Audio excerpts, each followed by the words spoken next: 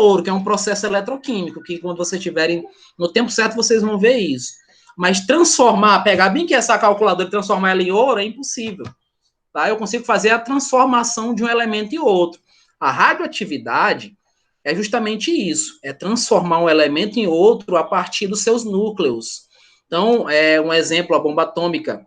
Na bomba atômica, ocorre a fissão nuclear, e nessa fissão, nós transformamos um urânio estável, que é o 235, em outros compostos, em um bário, em um carbono, enfim, eles são transformados em outros elementos. E, consequentemente, a teoria da não divisão, né, da indivisibilidade da matéria, caiu por terra na descoberta da radioatividade. E, professor, Diga lá. no documentário que eu vi sobre o Newton, eu vi que ele escondia que ele era alquimista, porque como ele era físico, as pessoas iam desacreditar nas coisas dele, né, na reputação dele. Aí ele escondia que ele era alquimista. E Tá eu vendo até aí? vi que não tem aquela teoria, a teoria da luz, aquela lá do reflexo do espelho que ele fez? Sim. Pois foi. Aquela teoria, eu vi, de acordo com o historiador, ele disse que ela foi baseada nas pesquisas do Newton sobre alquimia, nos elementos lá que ele mexia. O Gabriel diz aqui, pois para transformar qualquer coisa em ouro, precisa da lei da troca equivalente, pois precisaria de algo ao mesmo valor do ouro. Mas, Gabriel, vamos levar em consideração. Me diga uma coisa. Poderia usar o cobre, poderia, para tentar substituir o cobre. Se for pelo que ele está falando da troca de equivalente, né, questão de massa ou proximidade da matéria, tudo bem. Mas eu pergunto para vocês, Gabriel, você especificamente, o ouro, ele é dourado porque os seus átomos são dourados? Você acha que faz sentido isso? O ouro é dourado porque seus átomos são dourados? Sim, né? Então, como é que eu vou transformar essa calculadora que pode ter uma massa equivalente ou uma propriedade química ou física equivalente em ouro? Se os átomos dessa matéria não são os mesmos, ou não tem uma proximidade em relação à sua equivalência. Então, tem fatores que não são, que de teoria é possível. Teoria é possível, né? À toa que Raimundo Flamel tentou fazer isso. Mas já com a prática, é um pouco mais complicado. Não vou também generalizar e dizer que isso não vai acontecer um dia. Eu acredito muito na ciência. Se tem alguém que acredita na ciência, esse alguém sou eu. Né? Então, a Nossa, relação eu também. ciência e credo, né? Inclusive, às vezes o pessoal diz que eu sou ateu, né? Porque às vezes tem coisas que eu levo em consideração não a questão religiosa, mas também tenho que puxar para o lado técnico da coisa, para o lado científico. Eu acho Né? tão Por exemplo, preconceituoso ficar dizendo que todo deixa. cientista é ateu. Então acontece isso. Então, veja só. Quem já assistiu aquele filme, O Código da Vinci? O Código da Foi um Vida, eu tô filme. apaixonada nesse filme. Eu já ia lhe Sim, aquele recomendar. filme, só pra vocês terem ideia, o Vaticano entrou com várias ações para que aquele filme não fosse lançado, publicado. Já tinha um livro, obviamente, e esse livro é um best-seller. E ele também recebeu vários impedimentos do catolicismo em relação às suas crenças, obviamente. Eu sou católico praticante, acredito muito em Deus, tenho temor a Deus, né? Respeito, só que eu sou cientista também. Tá? Então, veja só, os cientistas na época quiseram fazer um estudo no Santo Sudário. Você sabe o que é o Santo Sudário, né? Aquele manto que cobriu o corpo de Jesus quando ele foi retirado da cruz. Então, a igreja também relutou nesse estudo, só que conseguiram, né, com alguns liminares, e foi feito o estudo no Santo Sudário. E descobriram que aquela manta, ela é de um tempo quase 200 anos depois da morte de Cristo. Né? Fizeram os procedimentos de datação, né, pela questão do isótopo radioativo do carbono. Então, descobriram que aquela manta, né, ele enrolou um corpo há praticamente 200 anos depois que Jesus morreu. Então, começou a ter essa questão da incredibilidade. E depois disso, a igreja proibiu todo e qualquer estudo relacionado aí aos seus milagres, enfim, né, a sua relação religiosa. Eu acredito que elas têm que andar de mãos dadas, né? Eu acredito muito nisso. Mas isso estudo para o meu amigo Charles, o meu amigo Francis, a gente debater todos nós um dia desse, quem sabe, né? Quando a gente tiver um tempo, a gente poder fazer esse debate. Deixa eu continuar aqui o meu conteúdo, né? Diga lá, Joana, enquanto eu estou disponibilizando o meu conteúdo, para que tenha aquela participação da estagiária. Não vou nem chamar de estagiária, vou chamar Socorro, pode ser? Chamar de estagiário fica assim meio pejorativo. Então, Socorro, que é estudante de psicologia, não é isso? Seja bem-vinda à aula de química. Sou professor George, tá? Então, fique à vontade se quiser perguntar, se quiser participar, está à disposição aqui a sua participação. Tá ok? Tá bom, obrigada. Estamos Quem me aí. conhece sabe que eu adoro o Código da Vinci. A minha meu primeiro contato foi em filme, foi quando eu tinha, eu acho que meus 11 anos de idade. E eu comecei conforme passando o tempo, eu comecei a querer assistir de novo e assim por diante. Eu já falei com o professor Charles sobre esse filme. Ele já falou que ele também gosta, inclusive ele já me recomendou outros filmes para me assistir. Eu acho que o Código da Vinci tem total sentido, total razão. Sério, porque quando eu vejo alguma coisa, eu gosto de analisar pelos dois pontos de vista. Eu cresci em uma família católica, eu sou católica, eu sei que eu sou católica, mas não tem como a gente conciliar a ciência com a religião, porque são opiniões diferentes, eu acho que não tem. Inclusive, eu até estudei em ensino religioso, teve uma pessoa, um homem, que quis conciliar a ideia da teoria evolucionista, parece, da evolução, com o cristianismo. E, enfim, mas eu já assisti o Código da Vinci, estou com muita vontade de comprar o livro. Vou assistir de novo. E, nossa, pra mim faz total sentido aquele filme. Sério, total sentido. É isso aí. Diga lá, Francisco, o que você quer dizer pra gente? Professor, queria saber qual é o capítulo do livro de Química. Francisco, eu coloquei bem aqui no início. Acho que isso eu acredito que é o capítulo 10. É o capítulo 10, tá? Já falei disso daqui, tá? De Mileto, né? A gente falou de Dalton, né? O nosso amigo Dalton, que fez a retomada lá há 400 anos depois, né? Do que foi dito lá por Tales de Mileto, não, por Demócrito e Leucipo, né? Que o átomo é a nova divisão, né? De uma partícula esférica maciça indivisível. Né? Então, ele classificou, inclusive, né, para que fosse algo visível, né, na imaginação da comunidade científica, que o átomo era uma bola de bilhar, né, que ela é rígida, né, rígida, que é dura, é maciça, né, e a questão da indivisibilidade corresponde à presença do átomo. Cheguei no átomo, não consigo mais dividir, né? Então, continuou essa ideia por mais ou menos 200 anos.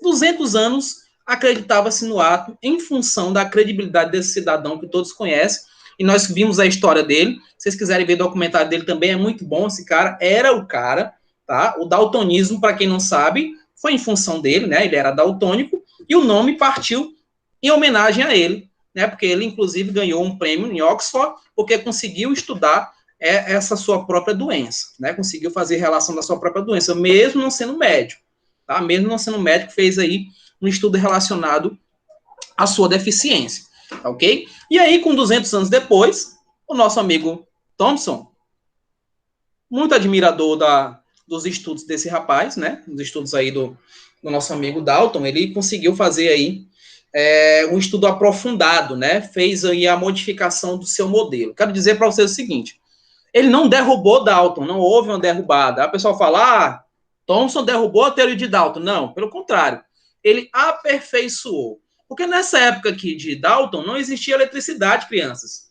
Nessa época aí era a luz de lampião, era vela, né? Então eles estavam lá, estudavam a luz de vela, almoçavam, jantavam a luz de vela, enfim, não tinha eletricidade. Então, qual foi o erro principal, professor, de John Dalton? Diga lá. Esses slides aí você vai colocar lá na sala de aula também? Sim, sala de aula, vão estar lá. Tá? Com a aula gravada e o slide também. Tá bom? Então, veja. Ele não conhecia eletricidade, já dizia, por exemplo, que o átomo era, por natureza, eletricamente neutro, ou seja, não tinha cargas, né? o átomo não possui cargas. Ele não falou sobre cargas, ele não tinha ideia de cargas, embora já se conhecia nas leituras essa questão das cargas, né? Essa questão da matéria ter características elétricas. Como assim, professor? Dei o exemplo lá do Tales de Mileto, quando ele pegou o âmbar, né? Que ele fez a ficção da âmbar em lã, ela atraía matéria, né? Então, eu consigo carregar a matéria com eletricidade, eu consigo fazer isso, né? É a chamada energia eletrostática, não é? Que depois foi chamada de cargas positivas e negativas pelo o nosso amigo Benjamin Franklin, que eu também já falei para vocês. Só que Dalton não se atentou a esse pequeno detalhe. Defendeu sua teoria foi aceita por muito tempo, até o momento que a eletricidade foi descoberta, que foi estudada, né, profundamente e especificamente pelo nosso amigo Thomson. Que, inclusive, eu vou mostrar para vocês aqui um link, não sei se vai dar certo, né, eu mostrar esse link para vocês, mas vou tentar. Mostrando aí os chamados tubos ou ampolas de Crookes, que vocês lembram disso lá com o professor dos Anjos, ele com certeza falou sobre isso. Então, eles tinham curiosidade da natureza da eletricidade. Então, o professor Thomson ficava ali no meio, né? Estava ali no almoço, e ficava ali entre o nosso amigo Ronstadt e o nosso amigo Crookes, que discutiam sobre a natureza da eletricidade. Um dizia que a eletricidade era onda eletromagnética, outro dizia que a eletricidade eram massas, né? Existiam massas, eram corpusculares. E o Thomson ficou ali naquele meio e disse, cara, eu vou estudar isso daí. Até porque vocês vão ver que alguns estudiosos viram essa natureza no próprio tubo de Crookes, o próprio Crookes viu isso, né? Só que ele não conseguia definir que partículas eram essas que faziam parte da eletricidade. E foi através do estudo de J.J. Thomson que isso foi revelado, né? Revelou-se através do seu estudo que esses raios, que na época eles chamavam de raios catódicos, porque se eu tenho o cátodo, eu tenho o ânodo. O cátodo é a carga negativa, o ânodo é a carga positiva. Então, eles notavam que, isso no experimento do Thomson, ele notou que os raios partiam sempre do cátodo em direção ao ânodo, em linha reta. Eu vou já dar uma adiantada aqui. Então, vocês estão vendo aí, ó. Ele descobriu o elétron nesse momento, quando ele trabalhou com a ampola de Crookes. Já tinha ideia de Crookes, já, né, de movimento linear, e que fazia sombra, sempre propagava-se numa mesma direção, em linha reta, né? Então, ele já tinha uma ideia, né, de que ali nós tínhamos partículas, né? E essas partículas, houve a sua definição. Ele definiu essas partículas como sendo elétrons, que na época ele batizou como elétron, que vem lá do latim, que significa âmbar, que ele arremeteu ao nosso amigo Tales de Mileto, que já trabalhava as cargas elétricas em função de atrito. Então, utilizou essa teoria para poder explicar a existência e a neutralidade do átomo que Dalton não explicou. Então, ele conseguiu mostrar isso daí com a presença dessa primeira partícula subatômica. Então, se vocês forem questionados na rua, ei, vem cá, oi, como é seu nome? Joana, quem foi o pai do elétron? Vocês vão falar sem medo de ser feliz. O pai do elétron foi o nosso amigo J.J. Thomson.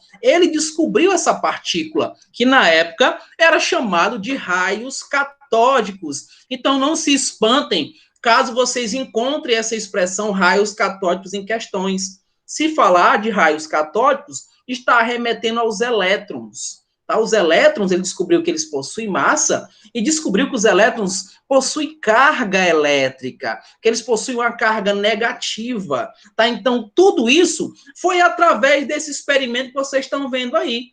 Através desse experimento. Então, veja, ele pediu autorização ao nosso amigo Crookes, que ele já tinha feito até isso também, o Crookes, né? Esse experimento que vocês estão vendo, quem fez primeiramente foi o Crookes.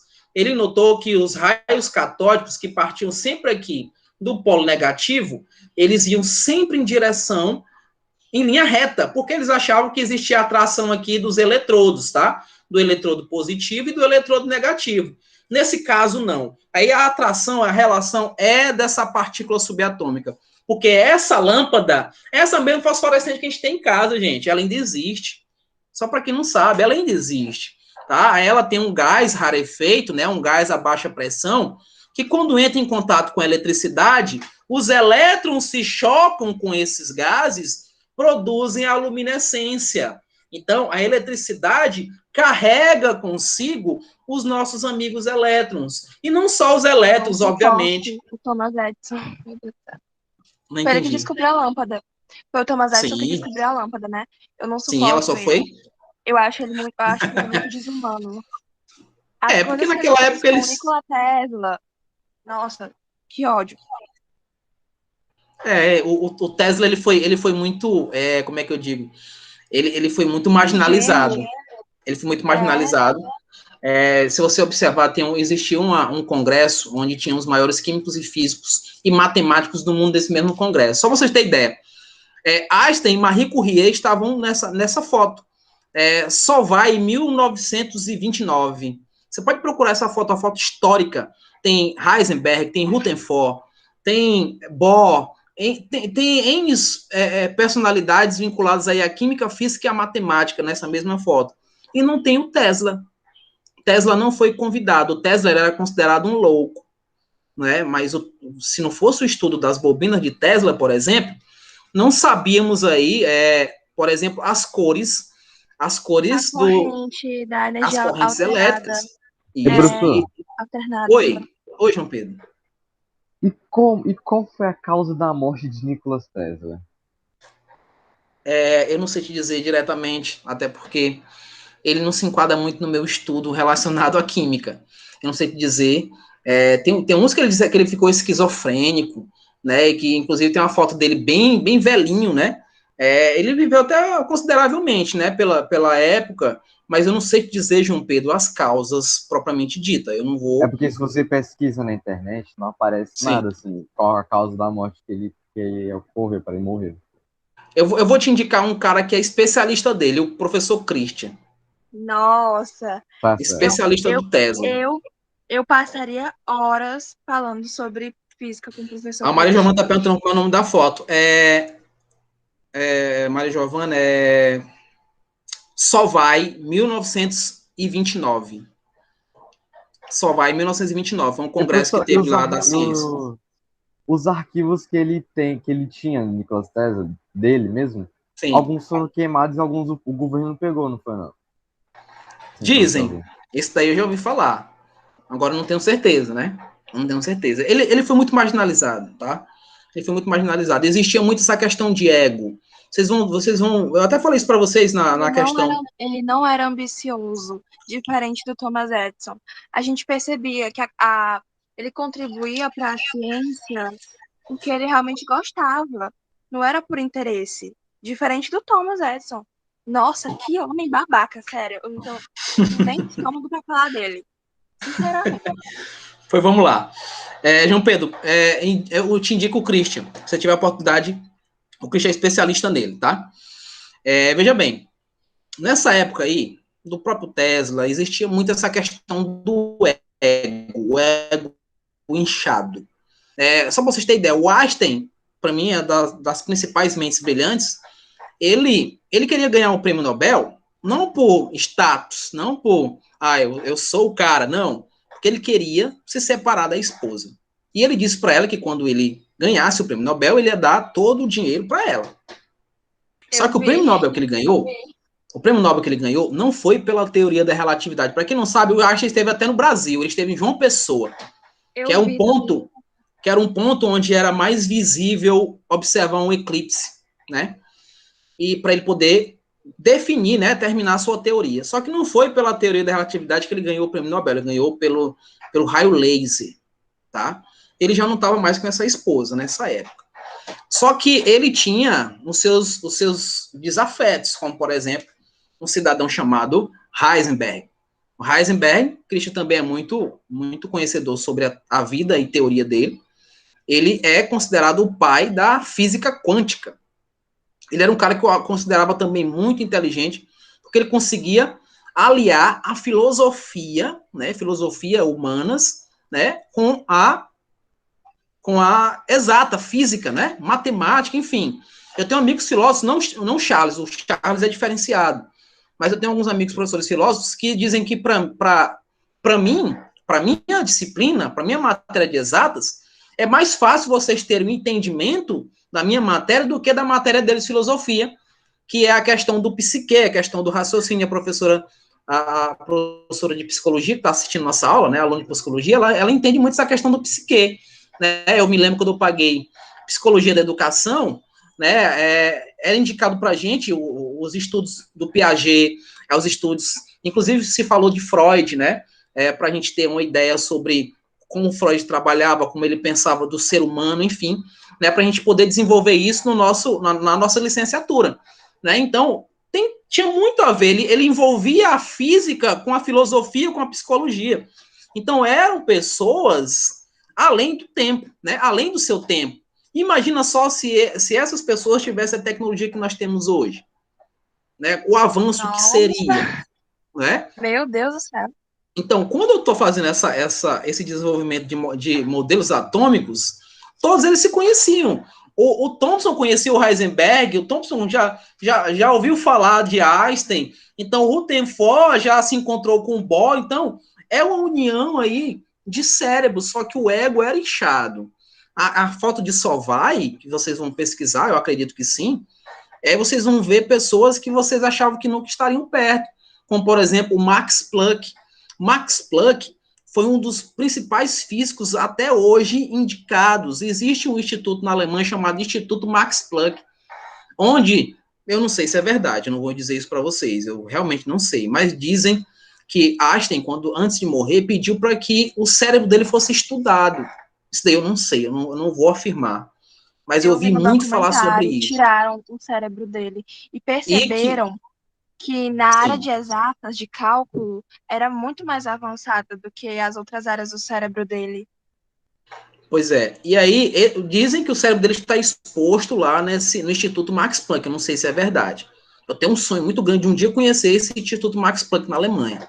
Não sei se vai ser possível, mas deve ser interessantíssimo essa relação da história, né? Porque quando ocorreu a Segunda Guerra Mundial, Max Planck, o Haber, que é justamente o que descobriu a amônia, o próprio Heisenberg, todos eles foram ser militares para o nosso amigo não, pelo amor de Deus, né?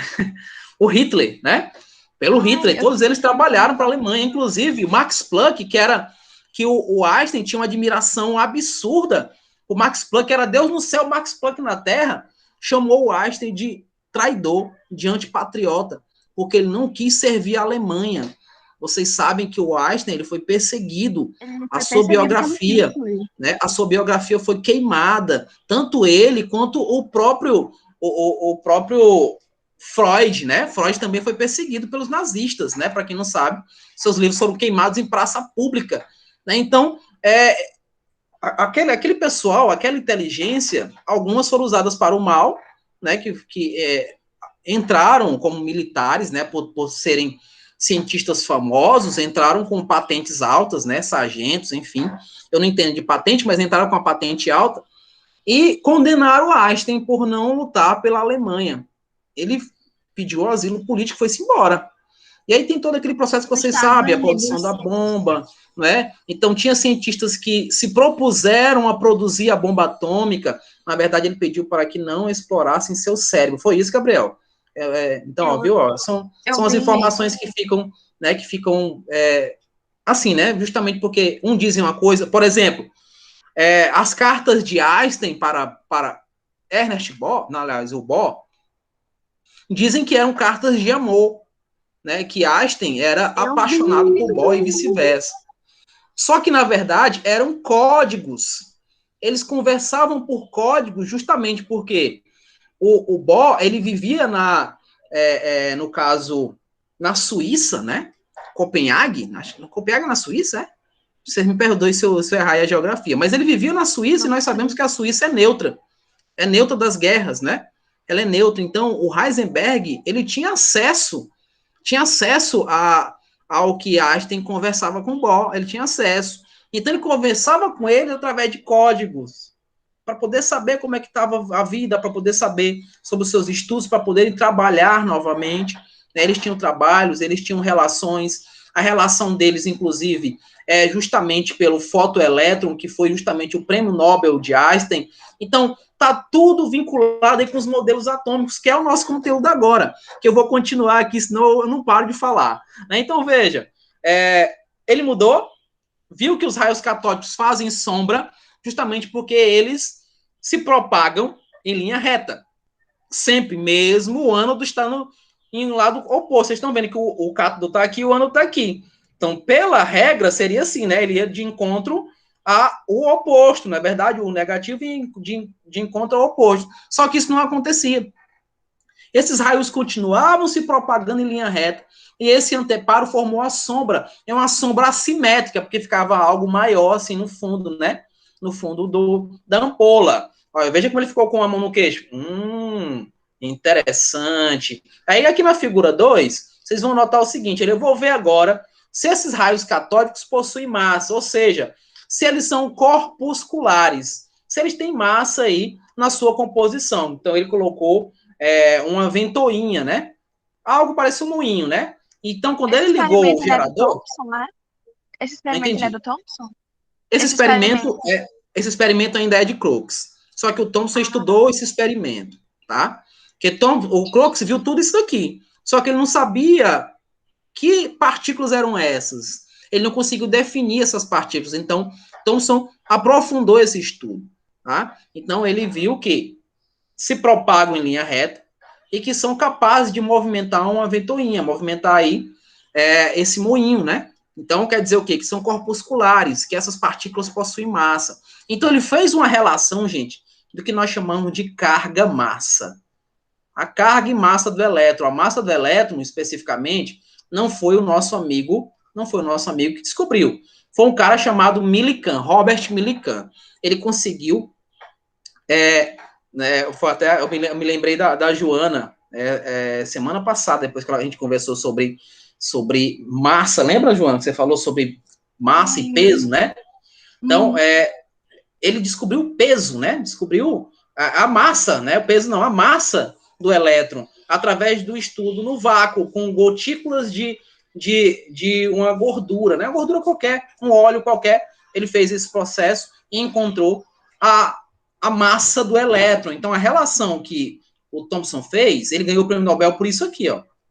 Principalmente por isso aqui. Porque ele conseguiu, descobriu a primeira partícula subatômica e ainda fez a relação de carga elétrica com massa, porque a carga do elétron, ela corresponde a 1,66 vezes 10 a menos 19 Coulomb. Então, ele tem uma carga, né? E essa carga é a relação do elétron.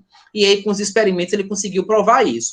Deixa eu ver se eu consigo dar um play aqui, mas para eu dar esse play, eu vou ter que descompartilhar o que eu estou mostrando para vocês. E vou descompartilhar isso daqui. Beleza, descompartilhei. Vou vir aqui de novo. Vou abrir uma guiazinha. Eu acho que é por isso que os químicos eram considerados bruxos, né? Os alquimistas. Sim, os alquimistas eram bruxos. Na natureza nada se perde, Inúmeros cientistas pesquisavam o fenômeno de condução de eletricidade. Vocês estão conseguindo ver isso daqui que eu estou mostrando? Em sua grande maioria, as pesquisas envolviam a aplicação de alta tensão em tubos de vidro preenchidos por gases e providos de terminais em suas extremidades, denominados ânodo e cátodo. Por meio de um amperímetro ligado ao experimento, era possível verificar que, dependendo da pressão no tubo, da distância entre os eletrodos e da diferença de potencial existente entre eles, os gases conduziam corrente elétrica.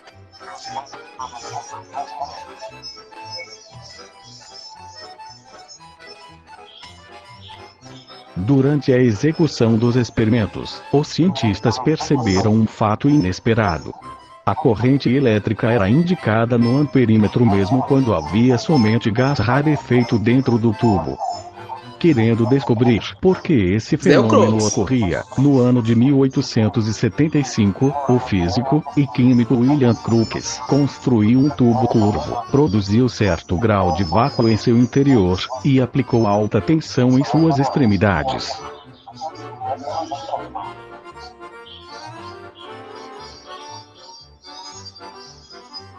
Ao fazer isso, ele percebeu que uma determinada região do tubo apresentava uma luminescência esverdeada.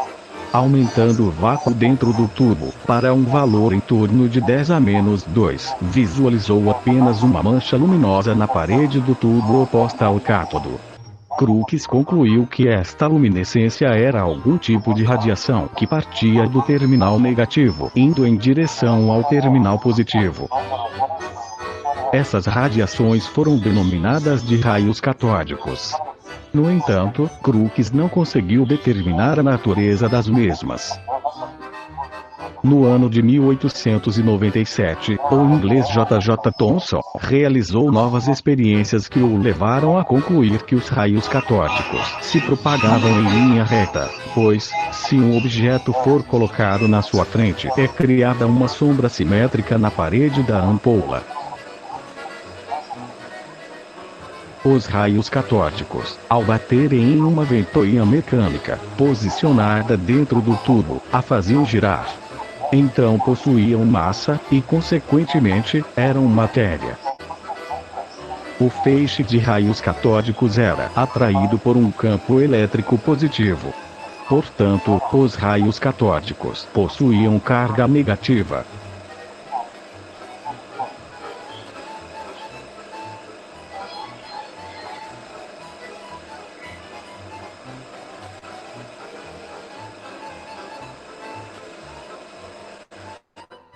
Depois de vários experimentos, J.J.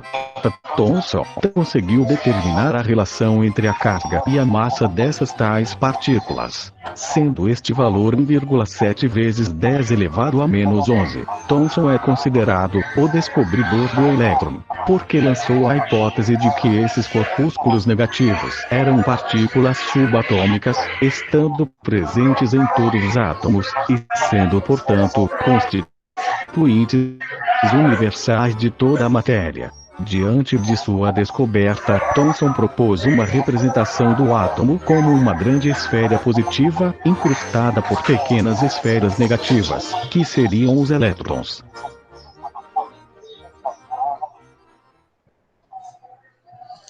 Viram aí? Viram como é que funcionou? Então, ele encontrou como o Crookes não conseguia definir a natureza, né, dessas partículas, dessa radiação, os raios catódicos, ele fez modificação, ele viu que tinha massa, então é matéria, né, então faz parte da matéria, então tem massa, e viu que esses raios, eles eram de carga negativa, né, então ele fez a relação. Bem, se é de carga negativa, então eu vou fazer aqui a relação de que o átomo não é tão rígido assim, como dizia Dalton, né? Ele não tem essa rigidez, porque essa carga que eu encontrei, essa partícula subatômica que eu encontrei, ela tem carga negativa e ela está atraída pela positiva.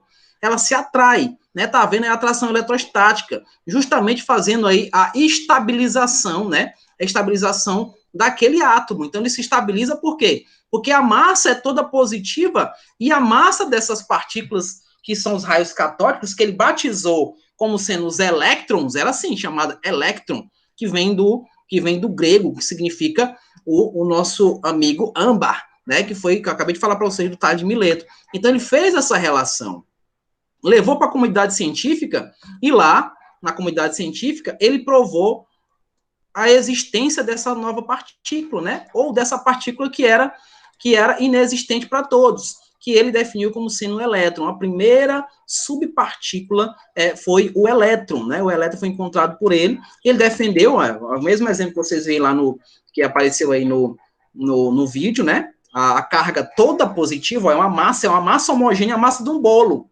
Né? Quando você prepara o bolo, você pega lá o fermento, você pega o açúcar, você pega o sal, você faz aquela mistura com água, fica aquela coisa homogênea, né? Não dá mais para definir quem é quem. Então, aquela massa é toda positiva, de carga positiva, porque esses elétrons, eles estão incrustados nessa massa, estão nela, fazem parte da massa, porque as cargas são negativas. E nós sabemos que os opostos fazem o quê? Se atraem, né? Então, existe essa atração e, consequentemente, a somatória dessas cargas no átomo é neutra. Mas eu quero deixar bem claro uma coisa. Até nesse exato momento da descoberta dessa primeira subpartícula atômica, não era falado, não era vinculado à possibilidade da divisão do átomo. Não poderia se dividir. Para eles ainda era indivisível. Como eu falei no começo da aula, só se foi falar de divisibilidade na descoberta da radioatividade. Então ele levou um pudim. Ele foi lá para a comunidade científica, levou um pudim e representou o átomo dessa maneira e conseguiu ganhar um prêmio Nobel por isso, né? Justamente porque fez aí a relação da carga elétrica com a massa. Lembrando que a massa quem definiu foi o Robert Millikan, tá? Então ele pegou a carga do elétron com a massa em quilograma e encontrou uma média, né, de 1,7 vezes 10 elevado a 11, né? Isso é o valor que foi dito aí, né? Então a relação é justamente isso. A carga que está aqui, ó, 1,6 vezes 10 a 19 Coulomb, né? Isso, ó. E a massa encontrada pelo nosso amigo Robert Millikan, que a massa do elétron, crianças, é esse valor aí, ó, 9,1 vezes 10 a 31 quilogramas. Então, a massa dele é uma massa muito pequena mesmo. Vamos levar em consideração tamanhos. Quando o Rutherford definiu o próton, vou fazer aqui uma comparação. O próton é 1.860 mil vezes maior do que um elétron. É como se o próton fosse o Maracanã. Vamos levar assim para a nossa visão. O próton fosse o Maracanã e o elétron fosse um grão de areia próximo ao Maracanã. Só para vocês terem ideia do tamanho, né? Então, muitas coisas, muitas relações da física fizeram com que algumas teorias viessem a sucumbir. Como assim? Quando a gente chegar lá em Rutherford, o Rutherford não conseguiu explicar por que um elemento que tem uma carga positiva e tem um tamanho 1.860 vezes maior do que outro, não ocorre o choque entre eles, especificamente porque as cargas são opostas. Por que isso não acontece, Rutherford? Ele coçou a cabeça. Ele não conseguiu explicar. E aí, a sua teoria veio a sucumbir, a sua teoria teve arestas e veio outro cientista para poder explicar, conseguiu fazer a explicação e houve aí aperfeiçoamento desses estudos. Então, tudo é questão de aperfeiçoar. Como eu falei para vocês, ninguém derrubou ninguém, só houve o aperfeiçoamento. Então, essa relação ainda está vinculada à física. A maioria aqui são físicos, né? A maioria eram físicos e deram aí o pudim de passas, especificamente nosso amigo J.J. Thomson, como sendo a explicação e um novo modelo, tá? Um novo modelo aqui, a diferença do modelo de Dalton é a presença de uma partícula subatômica. E que partícula é essa? O elétron, tá? Essa partícula é o elétron.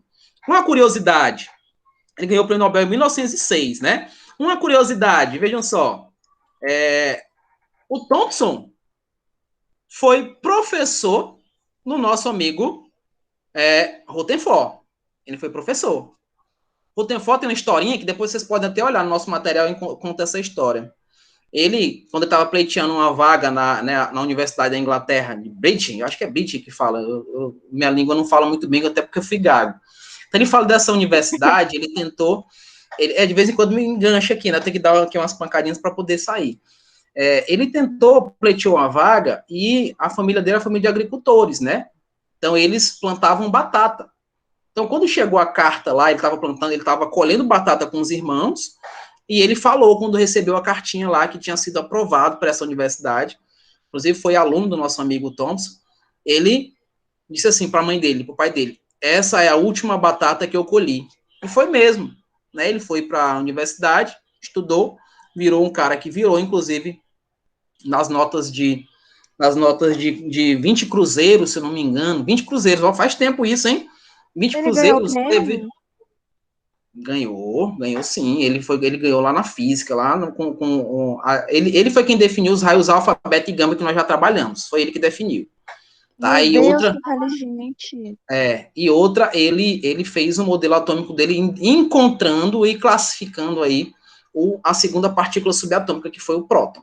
Tá? Então, ele teve uma capacidade de produzir isso. Ainda vou dizer mais para você, Joana. Eu vou dizer mais para você e para os nossos amigos. O aluno dele, um dos alunos dele, né, do Rutherford, descobriu o nêutron, descobriu a terceira partícula subatômica. Então, é um puxando o outro, né? É uma ideia puxando a outra. Porque aí você vai entender o porquê da descoberta do nêutron. A gente vai chegar lá. Então, deixa eu só concluir aqui. Pronto, descobriu o elétron, beleza, todo mundo bateu palma pro Thomson, né? Mas tinha alguém que não concordava com algumas coisas, especificamente esse cara. Se alguém perguntar para vocês, quem é o pai do próton, muitos vão dizer assim, é o Rutherford. Não. O pai do próton é esse cara aqui. Ele foi que nem praticamente o nosso amigo Crookes, que sabia que ali existia uma partícula, que no caso foi elétron, mas não conseguia dizer que partícula é essa. Foi o que aconteceu com o cara aqui, com Goldstein. Ele era contemporâneo de Thomson. Então, ele discutia com o próprio Crookes sobre a natureza, né, sobre a natureza da eletricidade. Um dizia que é onda eletromagnética, ele que dizia, por exemplo, que tinha a ver com massa, que tinha relação de massa, né, na eletricidade. Só que ele fez um estudo, inclusive vocês veem que aqui embaixo está dizendo, né, que posteriormente, em 1904, o Ernst Rutherford foi quem definiu o nome de próton, quem denominou. Mas quem primeiramente falou sobre a segunda partícula foi ele, ó. Olha o experimento que ele fez. Ele disse o seguinte: quando você liga lá o gerador, que os raios catódicos vão na direção de linha reta, outros raios vão de encontro a esses elétrons. E raios de cargas opostas, porque está havendo uma atração entre eles. Então, ele já tinha a ideia, né, que outros feixes de luz, né, de luzes diferentes, inclusive, já tinha essa ideia aí da presença de outras partículas subatômicas que ele também não conseguiu explicar, mas que só foi possível, né, só foi possível depois que houve aí a descoberta da radioatividade. Depois que se descobriu a radioatividade, ficou tudo mais fácil, tudo ficou mais claro, né, sobre a modificação dos modelos. Então, ainda faz parte do modelo de Thomson, tá? Ele ainda é aqui relacionado ao modelo de Thomson, a descoberta, a pseudo-descoberta do nosso amigo próton, tá ok? Então, veja aqui, ó, aqui foi a época dele, ó, 1886, descoberta das cargas positivas prótons, que ele denominou, ele não chamou de próton, mas ele denominou de raios canais, tá? Então, os raios canais são os prótons. Raios canais, prótons. Oi. O senhor já chegou, o senhor que tem uma formação acadêmica, o senhor já chegou a ler algum livro de algum químico assim, ou algum físico? Eu já li o livro de Dalton. Sério? O livro de Dalton, sério. Todo? Todo, é um livro, é uma bíblia. É praticamente isso daqui. Vou mostrar para vocês uma bíblia da química aqui que eu tenho. Uma bíblia da química aqui, ó. Meu Linda, Deus! linda, linda. Mostre de lado. Você me vê o volume? De lado, assim. Valha! Linda, linda, Meu linda isso Deus. daqui. Quando eu era estudante acadêmico, eu sonhava muito em encontrar esse livro lá, mas ele sempre estava emprestado, sempre. Depois de já formado, é que eu consegui comprar ele. Então, por isso que eu disse para você, compre livros, tá? Somente livros acadêmicos, eu tenho vários livros aqui. Eu pretendo comprar mais, né? Alguns eu baixo em PDF, né? Mas aqui é a minha Bíblia. Quando eu tenho alguma dúvida, eu venho para ela. Eu leio, eu tiro questões, eu respondo questões. Aqui é o princípio da química do nosso amigo Peter Atkins, tá? Então, eu já li algumas biografias, né? Especificamente de Dalton. Eu tenho uma certa admiração também pelo Bohr, eu gosto muito da teoria dele, né? Adoro Lavoisier. Lavoisier é o pai de tudo, né? Lavoisier é o pai de tudo. E os mais contemporâneos, né? A chamada contemporaneidade, ó, quase não sai, né? Eu gosto de verificar isso daí, tá? Deixa eu só chegar na parte de radioatividade, porque a descoberta da radioatividade tem um impasse de biografias, né? Autores dizem que o pai da radioatividade foi um cara chamado Henry Becquerel, outros dizem que foi esse cara aqui, ó, que é o Röntgen. É assim mesmo, Röntgen, né? Röntgen, ele é o pai do raio-x, crianças. Quem descobriu o raio-x foi esse cara aqui, foi o Röntgen. Vou mostrar aqui o rostinho dele para vocês. Olha só, olha como ele era um cara bem engraçado, né? Então, ele fez um estudo, né, com com óxidos de urânio, né, até porque já se conhecia urânio, né, nessa época, e ele notou que esse óxido de urânio, ó, se vocês for olhar bem aqui do lado, ó, olha uma ampola de Crookes aqui, ó, bem do ladinho dele, tá vendo, ó? A ampola de Crookes, ela foi estudo para muita coisa, tá?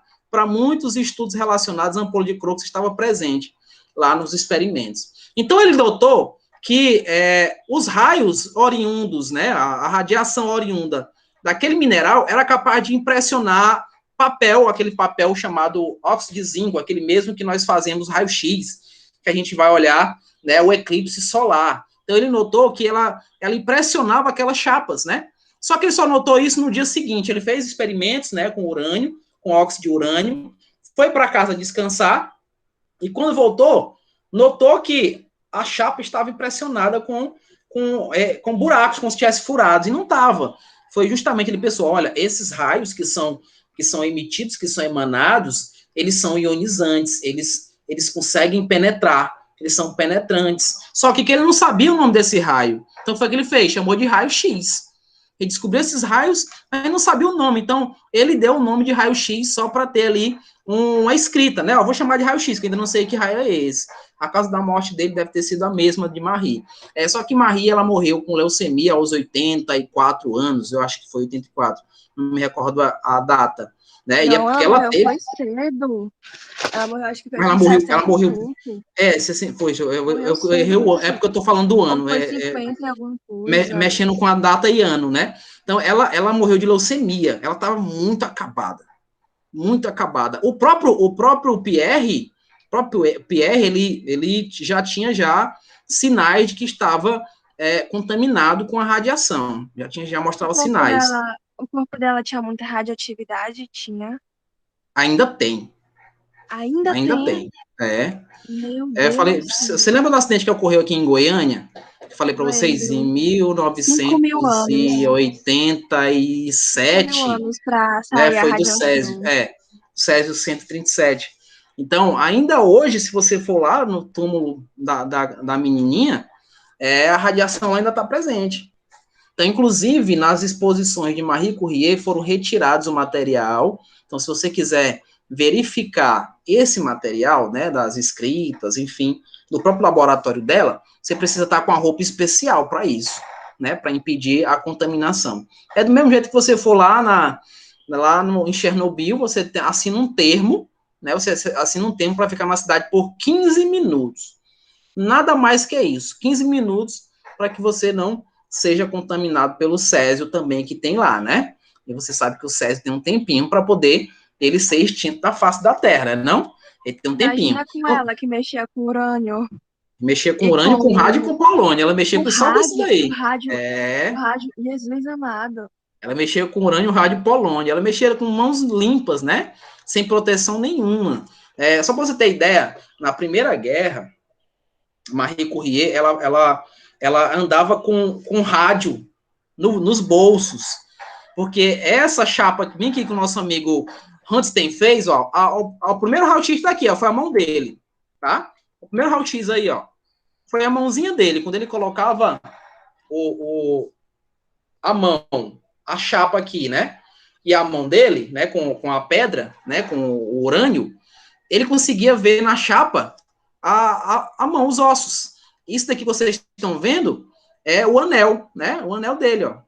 A radiação não consegue passar, né? O anel de ouro não consegue passar. É isso? Então, ó, os ossos também a radiação não passa. Então, ele consegue ver. Foi a primeira radiografia feita aqui foi na própria mão do nosso amigo Rothschild. Então, para muitos, ele é o pai da radioatividade, que não é o caso do nosso amigo, que eu vou mostrar agora, que é aqui o Henry Becquerel. Becquerel, ele usou o estudo de Roentgen para poder desenvolver a radioatividade. Então, esse cara aqui, ele trabalhava com seu pai, com um negocinho, uma relação chamada fosforescência ou luminescência, que ele achava que a luz fosforescente, ela emitia radiação, e não é isso, tá? Não é radiação, é onda eletromagnética. A luz é uma onda eletromagnética. Então, nós sabemos que qualquer luz que ela é emitida, está ocorrendo uma onda eletromagnética. Isso quem falou foi o nosso amigo Einstein, tá? Então tem a relação não de radiação, mas sim de onda eletromagnética. Então ele fez estudos, né? O casal Curie já conhecia aí o material, ó, já se trabalhava, já tinha uma relação. Essa daí que vocês estão vendo é a Flash Blender. Até então só se conhecia o urânio, ó. 1898, um dia desse, né? Só se conhecia o urânio. Aí surgiu o polônio e depois o rádio, né? Surge o polônio e depois o rádio. Nessa mesma pedrinha aí. Nessa mesma pedrinha. Então, o meu amigo aqui, o Beckel, fez estudo, ó, a mesma coisa das ondas eletromagnéticas que são emitidas, né? Então, elas impressionam as chapas. Vejam lá, ó, a impressão da chapa. Então, vejam outro elemento radioativo, tório, né, que se transformou. Então, até os líquidos conseguem fazer essa relação. Se eu tiver um material radioativo, vai haver emissão de partículas, né, ionizantes, que foram definidas pelo nosso amigo Rutherford, que eu vou mostrar para vocês. Então, o átomo instável, ele se transforma em outro, que é justamente a definição de radioatividade. E tudo surgiu daí, ó, da Flash Blender, né, que foi definida e encontrada pelo nosso casal preferido, o casal Curie. Ok? Tudo bem? E aí surgiu a ideia da radioatividade com a ajuda desse rapaz. Ele tem uma ajuda primordial aí, tá? Mas esses raios, né, que são os formadores, são os destruidores, o que causa um problema e causa um benefício também, tá? Vou dizer a vocês, também tem os seus benefícios. Tem os malefícios, mas porém tem os benefícios.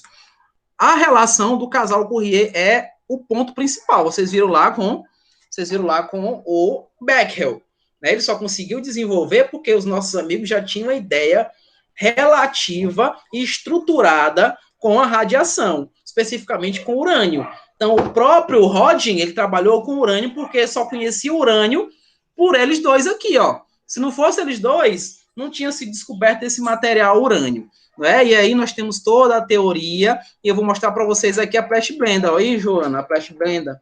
Olha como ela é bonitinha. Ela tem várias colorações diferentes. Isso, se apagar a luz aí, ela brilha, né? Ela é uma rocha sedimentar? É uma rocha, ela é a rocha sedimentar, ela é encontrada profunda, né? Ela não é encontrada fácil, não, tem que se cavar bastante, né? Então, ela é uma pedrinha pequena. Então, daí ela retirou o urânio, o polônio e o rádio. E foi por isso, Joana, que a teoria de que o átomo é indivisível caiu por terra aqui com a descoberta da radioatividade. Foi nesse momento, quando ela tirou o urânio, tirou o polônio e tirou o rádio daí. Tá? Então, foi por essa relação. Ok? Crianças, eu vou parar aqui, porque vocês estão cansados. Vocês já estão cansados de me ouvir falar. Existem mais elementos, só não descobrimos ainda. Sim, João, veja só. A gente vai falando em tabela periódica, vamos falar de Dmitry Mendeleev. O Mendeleev, ele fez a tabela dele, deixou espaços vazios, porque ele fez previsões de que novos elementos seriam encontrados. Hoje, se você pegar a tabela, ela está fechada. A tabela atual está fechada. Porém, não quer dizer que não possa existir outros elementos. Porque existem os elementos naturais e existe o que são os feitos em laboratório. E, inclusive, nós falamos sobre isso. Falamos do bóson de Higgs, que foi aquele do acelerador de partículas. Lembram disso? A gente falou disso daí também. Tá, crianças? Eu vou colocar a nossa atividade no sala de aula. Então, por favor, aula gravada, o slide também vai estar lá, viu, Francisco? O slide também vai estar lá. Vejam a página da atividade, façam, e eu quero receber até sexta-feira. Diga lá. Professor, eu já lhe enviei a atividade. Já fez? Rapaz, você é o cara, hein? Eu estava fazendo aqui, prestando atenção na aula. Tá certo. Pois ok. Os demais que ainda não me enviou a prova também, quero receber, tá? Até a próxima aula. Você recebeu a prova? Recebi sim. Professor, me responde aí no chat. As questões do ITA, a gente pode ver. Eu queria saber quando que a gente vai estudar química orgânica, porque eu vi umas questões do ITA e do IME sobre, e eu fiquei com muita curiosidade.